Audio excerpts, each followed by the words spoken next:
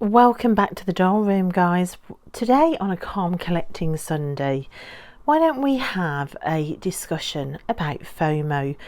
FOMO stands for the fear of missing out, and I think it's an acronym that can often inject a freneticness into our collecting, and nobody wants that.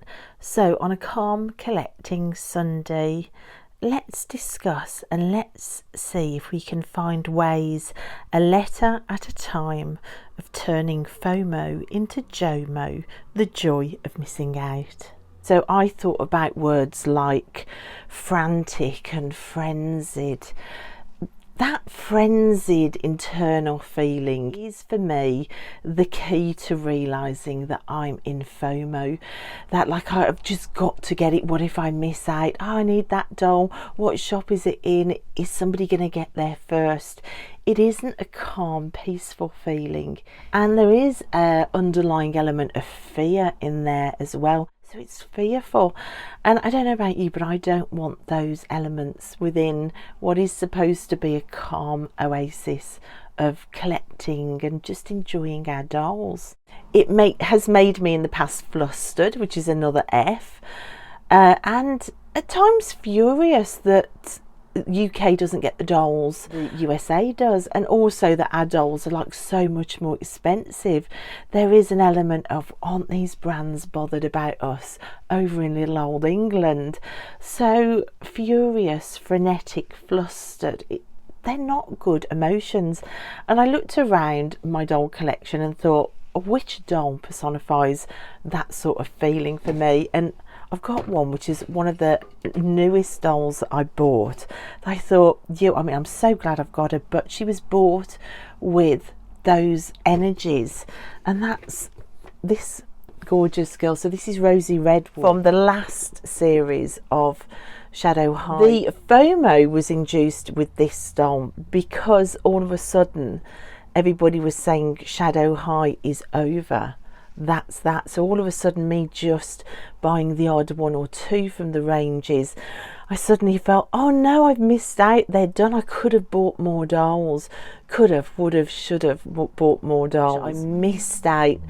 They're never coming back. But I couldn't find her anywhere. When I realised they were being discontinued, the prices were coming down, I went everywhere, and it was with an air of frenetic looking.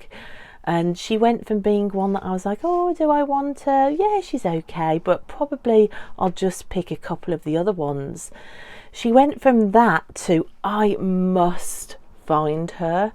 And I looked everywhere. Every time I went out shopping, I seeked out doll sections, just hoping that she would be there. She never was, until a few weeks ago in Wales. I went into a B&M store there, and all of the dolls that they had from the Shadow High range were reduced down.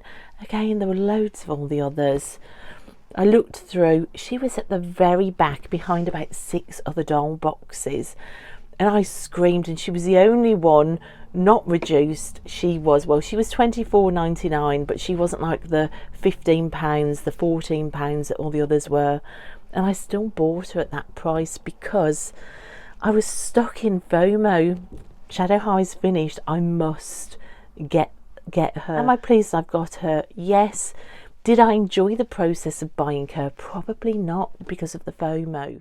So how about we swap that F word out from frenetic to fatalistic? It brings in that idea of the dolls that are meant to find you will find you eventually, and embracing that. I think as a doll thrifter, embracing that fatalistic aspect of shopping and collecting and going to the shops, it does come in because you never know what you're going to find in a thrift shop. But I think that fatalism can be applied to new doll shopping as well. If I find it at a good price, I find it. If not, it wasn't meant for me. I suppose in a way, if I'd have just relaxed and not been caught in that frenetic energy, then finding her a few months later at the back of 6 boxes of dolls would have felt more like fatalistic chance rather than some sort of frenetic search.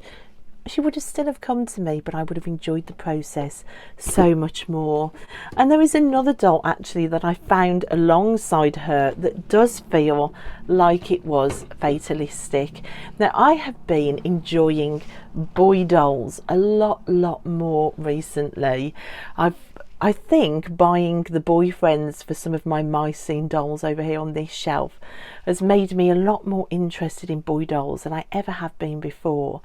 And I really thought I would have liked to have got some of the Shadow High and Rainbow High boy dolls. At the time I was just not interested. Now I am. And there was one in particular, and wasn't he sat alongside Rosie Redwood for £10? That's this doll. So there was no frantic searching for him. It was a lot more fatalistic. He just happened to be there for £10, and I scooped him up, and I'm just so excited. Out of all the Shadow High boy dolls, he's got the face that I just absolutely adore.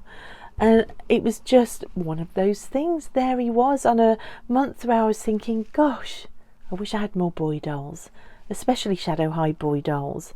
There he was for £10. So I think embracing that kind of fatalistic aspect helps with the F of FOMO. And I think to develop that idea of embracing fatalism, then do try charity shop hunting. That's a great way to develop that.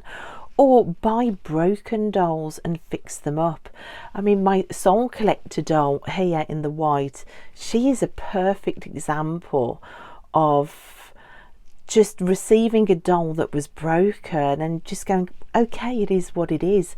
What happens next? And from that, her entire story developed. Okay, we're up to the first O now of FOMO. It's got to be Overwhelm.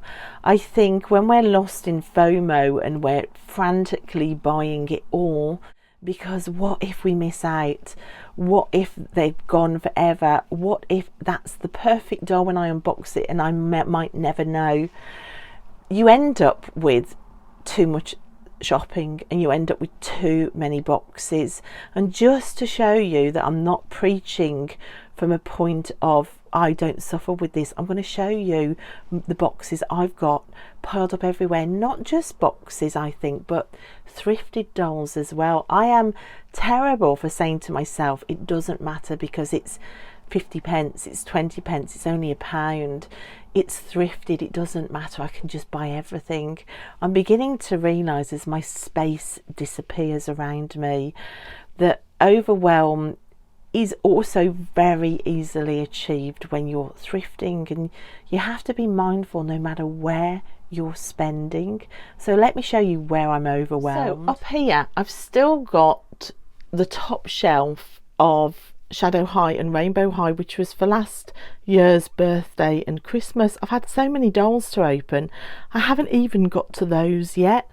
I've got dolls here from new ranges that I've bought. These are from my old collection, so I suppose those don't count. But I've also got more dolls building up down here. I've got mermaids dolls here.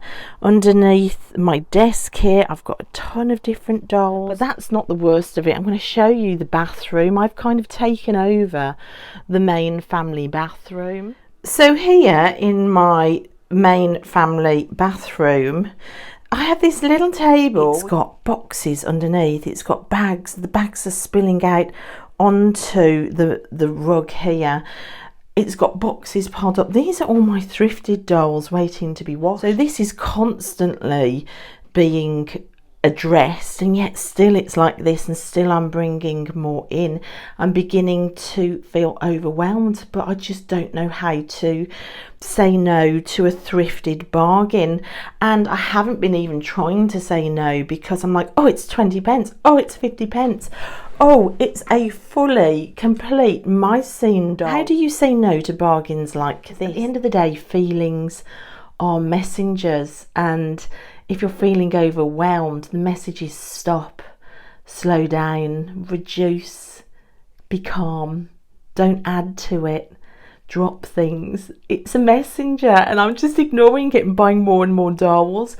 I suppose here it's a battle between the fun and the exhilaration and the love of my collection, and yet the realities of what bringing dolls into a house is, because there is a reality to it that these things cost us twice. There's a financial cost of buying them, but then the emotional cost of having to clean them, deal with them, find a space for them, keep them dusted. That's made you feel better that it's not just you, then it was worth showing you my messy bathroom.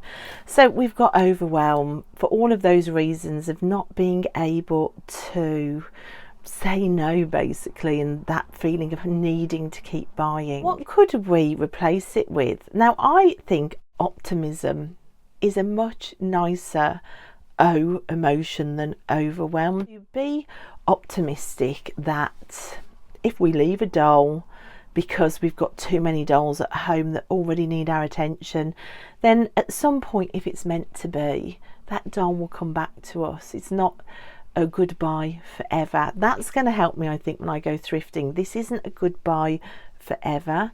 Or it might be that you feel optimistic that if you can't afford the dolls at full price and you're buying all the dolls when they first come out and it's financially making you feel overwhelmed, that be optimistic that they're going to come into the sale, and if they don't go into the sale or you miss out, then it wasn't meant to be. So it's optimism mixed in with a bit of fatalism as well.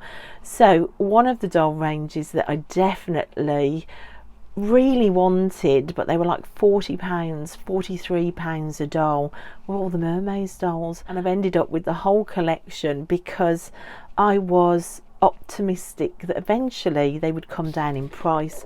So most of them I found for £14. She was one of the more expensive dolls for £19.99. They just all showed up reduced in the sale, and it was just really lovely to find. So she was the one that I was missing. She was the last one that I found, and she was really tricky to find. She was a lot more expensive or just unavailable everywhere, and I very nearly bought her for a lot more money than I wanted to pay for her. But then she came up on eBay really cheap, like £12. She was still never removed from box, and I was optimistic, and I just thought, well, if I don't get a few of them, it's just not meant to be.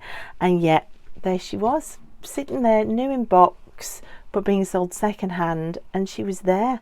So I think optimism, it helps you to possibly walk away from a doll. It definitely helps you to wait for sales, and it stops that feeling of overwhelm, even having like too many dolls piling up or too much money going out, too many frenetic wants inside your head. I think the overwhelm can be inside your head as well as in your physical space. I think just slowing down, walking away from thrifted dolls, and realizing that there's a second cost. There is a second cost that can fill your head up with overwhelm. That cost of, like, now what with the money, the cost of now what with the space, the cost of, oh my God, I've got all these dolls to try and find shelf space for. That is the second cost that can cause overwhelm. The M of FOMO, it's got to be money. And for me, at times, I have been mortified when I've checked my bank account, when I've had a month where I've gone mad and I've just thought, do you know what, I'm just going to order all the things. I deserve it, I work hard. I have felt myself feel a little bit mortified at the end of the month that I've done that, when I need to be saving for a hole in the roof or a new washing machine because my washing machine blew up yesterday. There is like that mortification of, oh my God, I'd have the money now for the new washing machine if it wasn't for the dolls. And also, like, my kids have sometimes said, oh my God, Mum, is that another doll? And I felt mortified having to say yes to my kids. So I think if you're feeling mortified, especially around money, then you've probably got yourself caught up in FOMO of, you know, I don't care what the consequence is, I must get the next doll. And that in turn brings other M's. It brings misery. You get miserable. You get panicked about money and you get miserable about it. And I think if you're mortified about admitting you've bought yet more dolls, you get miserable because you can't share it with people. Like, I know that when I've worked on a doll like Nightmare Nutmeg, that she cost me £1 and all this story developed and I sewed all the clothes and made the outfit for her, I didn't feel miserable at all to share her with my kids. And she's my kids' favourite because I told them all the story of her. I think there's no guilt or shame around this doll because I've really spent time with her. I've enjoyed her. I've not just been buying. Nightmare Nutmeg for me is how I feel my doll collection looks when I am doing it right. So I wasn't mortified to share the story. Whereas with my mermaids, telling my kids that I'd bought all of them, kind of did feel a little bit mortified about that. I suppose that's a little bit of, gosh, I shouldn't have done that. There's a little bit of shame in there. So I think if you're mortified about something or you're worried about money, if the money issues are coming in, then you probably as well got caught up in FOMO that I need the doll. So instead of money issues, I think embracing modesty in your spending. Modesty is a great word. It's not a complete out and out no. It's not a barren landscape with no spending, but it's modest. You've checked what you can spend and you're not buying everything. There's not a continual slew of things coming in. It's a modest trickle, not a raging flash flood. The money trickling out is modest. It's not a, oh my God, what did I just do to my bank account? Modesty is the middle ground. I've experienced both ends. I've experienced going mad one month with money. I've also experienced somebody telling me I can have no money, I can buy nothing for myself. I've experienced both landscapes, and there is misery at the extremes in those landscapes. The middle line, the middle road, the middle path is the modest path, and it's way more enjoyable, and it means that you can share your collection with more people without feeling like you've done something wrong. I know for me, I'm constantly battling shame because it was programmed into me early on. Perhaps you with a different background are thinking, what is she going on about? I don't care if I've overspent. It's my life, my money, my collection, and if that works for you, then you're not caught in the M of mortification, and that's brilliant. Like, everybody do you. I'm only speaking from my own perspective, but for me, I have felt mortified at times, and I have felt the stress of money at times. And for me personally, I do know that middle path and modesty is way, way better. So for one way to introduce modesty in is to pick your favourite in a line. I know I did this with the Rainbow High, with their fantastic fashion series, which had all of these girls in. Now, who did I want? I really wanted, is it Sunny, the yellow one? I really, really wanted Poppy. And that need for Poppy has become more frenetic as she became the hardest one to find. But I didn't fall into that trap this time with Poppy. So I think if I'd have had my way, I would probably have bought actually these 4 girls this side. Those were the 4 I loved. But I decided with this range to be a little bit more modest and just to pick my favourite, and that was Jade. And I just love her so much. I love her black lipstick, I love her makeup, I love this electricity dress. I just love her. And it was the middle path, it was the modest path. I only picked one out of the whole range of how many is there? The 7. I picked one. And do you know what? I think I'm enjoying her more for the fact that I know it was bought with being modest in mind. There is no money stress at all around that. And then another way to embrace modesty is if you are going to have a crazy month, what I've done, which you've already seen on the shelves, is to say, okay, well, you can go a bit mad this month, but it has to be put away and it has to class as your birthday and Christmas presents. Because I have no family, I have no partner, so a birthday and Christmas, for me to be able to open things and for my kids to enjoy watching that, I have to buy them myself. So if I've gone mad, then it's put away for birthday and Christmas, so I know I don't have an additional expense of having to track down birthday and Christmas presents for myself. And that's quite like a Merry Christmas. You've got the word Merry coming in.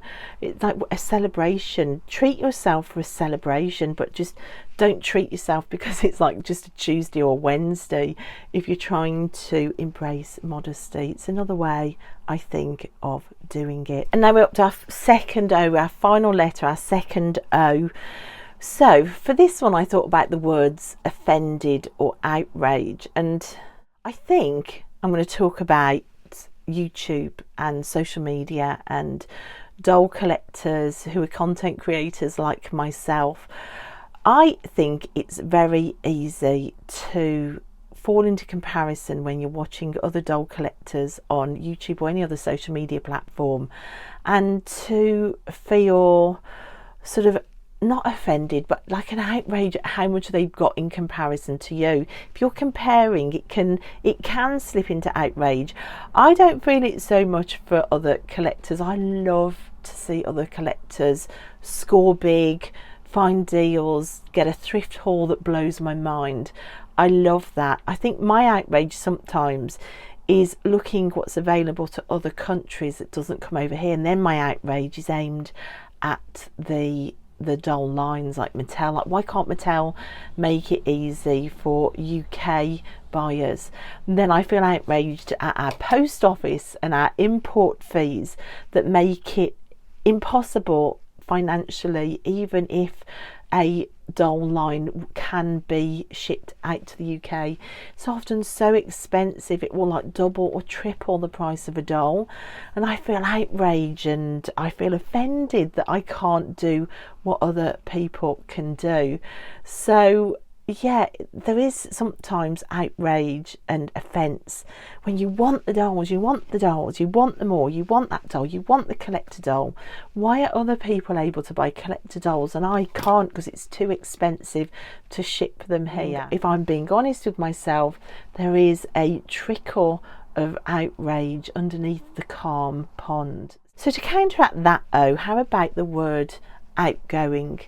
To be outgoing either as a consumer of social media doll content or as a content creator ourselves, like myself, just to embrace the dolls that we can't get, or the dolls that we can't afford, or the dolls that aren't available in our locality, and to be outgoing, to use other people's collections as a way to feel like you own them vicariously.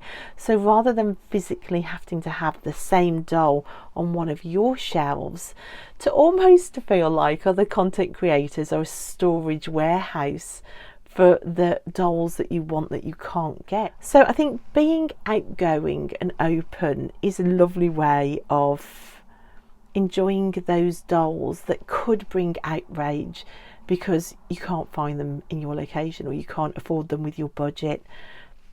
Just let go of that and embrace other people's collections as a sort of a side shoot of your own, and it just makes it all more fun. That brings us hopefully to the world of JOMO, the joy of missing out. I think that letting go of the frenetic frenzy of FOMO, it does push you then into viewing your shelves not just as a continual stream of buying, but once they're on the shelves, now what?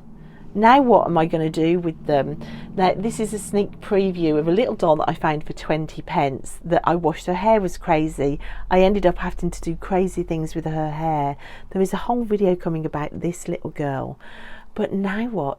Now what is a whole new story. Rather than just putting her on a shelf and letting her gather dust, when you throw now what into the mix. That is a portal into JOMO, because now what, the art project's coming with her, there's a whole story, there's a whole world coming with this doll that has come from spending time with her, not just abandoning her on the shelf to gather dust while I go chasing the next doll to buy. But there's a now what story coming with her, and I can't wait to share it. And I love this doll so much. So yeah, letting go of FOMO and stepping through the portal into now what and JOMO is doable.